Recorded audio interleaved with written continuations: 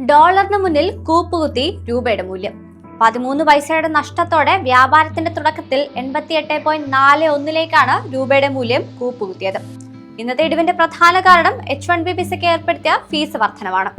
IT ഓഹരികളിൽ നിന്നുള്ള നിക്ഷേപം പിൻവലിക്കലിന് H1B വിസയ്ക്ക് ഫീസ് വർധനവ് കാരണമായിട്ടുണ്ടെന്നാണ് വിപണി വിദഗ്ധർ പറയുന്നത്.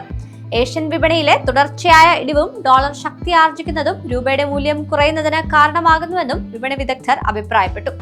കയറ്റുമതി ചെയ്യുന്ന ഉൽപ്പന്നങ്ങൾക്ക് അമേരിക്ക തീരുവ വർദ്ധിപ്പിക്കുന്നതും മറ്റൊരു കാരണമാണ്. ഓഹരി വിപണിയും നഷ്ടത്തിലാണ്. സെൻസെക്സ് 240 പോയിന്റാണ് താഴ്ന്നത്. നിഫ്റ്റി 25,150 എന്ന സൈക്കോളജിക്കൽ ലെവലിലും താഴെയാണ്. ടെക് മഹീന്ദ്ര, TCS അടക്കമുള്ള IT കമ്പനികളും റിലയൻസ്, ICICI ബാങ്ക് ഓഹരികളുമാണ് പ്രധാനമായി നഷ്ടം നേരിട്ടത്. അതേസമയം സ്വർണത്തിന്റെ വില കുതിച്ചുയരുകയാണ്. ഒരു പവന്റെ വില 83,840 രൂപയായി. 1 ഗ്രാം സ്വർണത്തിന്റെ ഇന്നത്തെ വില 10,480 രൂപയാണ്.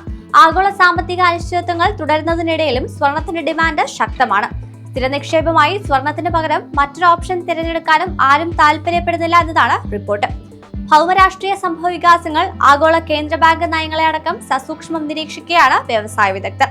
ഇവ ഭാവിയിലെ സ്വർണ്ണവിലയെ കാര്യമായി സ്വാധീനിക്കാവുന്ന ഘടകങ്ങളാണെന്നാണ് പ്രധാന കാരണം. പ്രധാനപ്പെട്ട ഗ്ലോബൽ ബ്രോക്കറേജ് ഫേമുകൾ സ്വർണ്ണവില ഇനിയും കുതിച്ചുയരുമെന്ന് തന്നെയാണ് പ്രവചിക്കുന്നത്. വരും വർഷങ്ങളിൽ 229% ഉയരുമെന്നാണ് കണക്കാക്കുന്നത്. ഉയർച്ച താഴ്ചകളുണ്ടെങ്കിലും സുരക്ഷിത നിക്ഷേപം, ആഗോള സാമ്പത്തിക സാഹചര്യം എന്നിവയെ വില കൂടാൻ സഹായിക്കുമെന്നാണ് വിദഗ്ധർ പറയുന്നത്.